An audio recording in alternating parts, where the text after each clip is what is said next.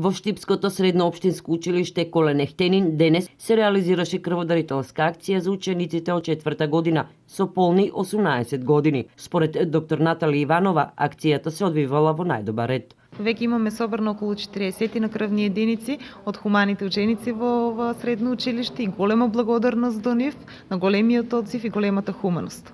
А мотивите да ја даруваат својата драгоцена крв за секој ученик различни. Што е она што те натера еве да даруваш крв? 2 слободни дена. Хуманоста? Па сега секој и тоа. Дали веќе даруваше крв или Не, чекам ред. ова е прв пат да даруваш? Прв пат, да. Кој е мотивот?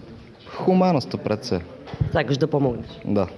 Доктор Иванова истакна дека во средните училишта крводарителски акции се организираат 2 пати годишно. Се организираат акции во голем број институции. Сепак, секој може да дарува крв во било кој период од годината.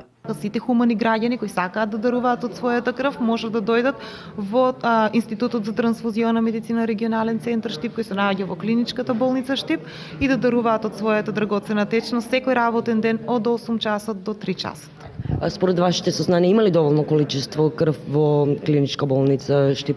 Моментално не само во клиничка болница Штип, туку и во целата република има доволни количини на крв благодарение на хуманите граѓани кои несебично даруваат од својата драгоцена течност, секојдневно се спасуваат многу животи.